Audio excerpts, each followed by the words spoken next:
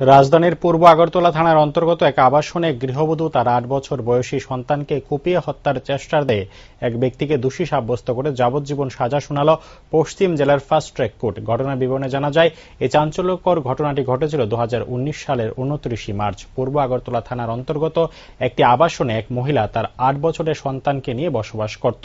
সেই মহিলার সাথে ফেসবুকে পরিচয় হয় আসামের করিমগঞ্জের বাসিন্দা বাবুল শুক্ল বদ্য ওরফে বাবলুর। পরবর্তী সময় দুইজনের মধ্যে বন্ধুত্বপূর্ণ সম্পর্ক গড়ে ওঠে। সেই সম্পর্কের জেরে বাবলু ওই মহিলার ঘরে আসতো মাঝে মাঝে। এরই মধ্যে মহিলার সন্দেহ হয় বাবলুর খারাপ উদ্দেশ্য রয়েছে। তখন ওই মহিলা বাবলুকে তার ঘরে আসতে বারণ করে দেয়। ২০১৯ সালের ২৯ মার্চ বাবলু করিমগঞ্জ থেকে রাজ্যে এসে সোজা ওই মহিলার ঘরে চলে যায়। সেখানে গিয়ে মহিলার সাথে বিতর্কে জড়িয়ে পড়ে। একটা সময় বাবলু ধারালো বটি দিয়ে মহিলাকে এলোপাতাড়ি কুপাতে থাকে। মাকে বাঁচাতে এগিয়ে আসে মহিলার সন্তান, তাকেও এলোপাতাড়ি কুপানো হয়। একটা সময় দুজনেই জ্ঞান হারিয়ে ফেলে। এই সুযোগে বাবলু ঘরের বাইরে থেকে দরজা বন্ধ করে পালিয়ে যায়। পরবর্তী সময় মহিলার জ্ঞান ফিরলে মহিলা জানলা দিয়ে পথ চলতি মানুষের কাছে সাহায্য চান। তখন সাধারণ মানুষ তাদেরকে উদ্ধার করে হাসপাতালে নিয়ে যায় এবং মা ও ছেলে দুজন প্রাণে বাঁচে। এই ঘটনার পরিপ্রেক্ষিতে পূর্ব মহিলা থানায় মামলা দায়ের করে ২০১৯ সালের ২৯ জুন মামলার চার্জ গঠন করা হয়। এরপর শুরু হয় বিচার প্রক্রিয়া। পশ্চিম জেলার ফাস্ট ট্র্যাক কোর্টে মামলার বিচার প্রক্রিয়া চলাকালীন সময় মোট ১৭ জনের সাক্ষ্য বাক্য গ্রহণ করা হয়। শুক্রবার বিচারপতি অভিযুক্ত বাবুল শুক্ল বৈদ্যকে দোষী সাব্যস্ত করে যাবজ্জীবন সাজা শুনান। পাশাপাশি ওই মহিলাকে উমেন ভিকটিম কম্পেনসেশন স্কিমে ২ লক্ষ টাকা আর্থিক সহায়তা প্রদানের জন্য আইনসেবা কর্তৃপক্ষকে নির্দেশ দেন বিচারপতি। আদালতের রায়ের বিষয়ে জানান সরকার পক্ষের আইনজীবী অরবিন্দ দেব। এডিশনাল সেশন জাজ কোর্ট নাম্বার 5 মাননীয় বিচারপতি দিমান দেব বর্মা অ্যাকিউজড বাবুল শুক্ল বৈদ্য এলিয়াস বাবলু শুক্ল বৈদ্যকে অ্যাটেম্প টু মার্ডার অর্থাৎ 307A অফ আইপিসিতে তার বিরুদ্ধে চার্জ ছিল।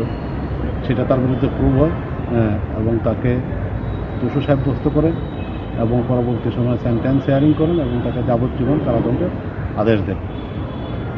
ঘটনাটা হয়েছিল ২৯/৩/২০১৯। একটি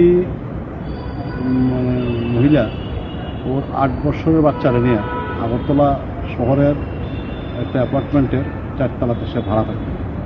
ভদ্রমহিলা স্বামীর সাথে থাকতো না, ছাড়াছাড়ির মতো ছিল। এইরকম সময় ফেসবুকের মাধ্যমে একুশটার সাথে ভদ্রমহিলার একটা পরিচয় হয়। পরিচয় থেকে পরবর্তী সময় তাদের মধ্যে একটা ফ্রেন্ডশিপ রিলেশন ডেভেলপ করে।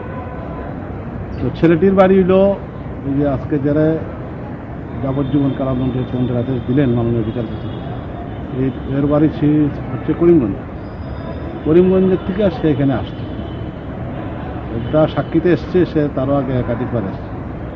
গত যে তারিখ বললাম অর্থাৎ ২৯/৩/২০১৯ তারিখে সন্ধ্যা ৭টার সময় এই ছেলেটি ওই মেয়েটির ফ্ল্যাটে চলে যায়।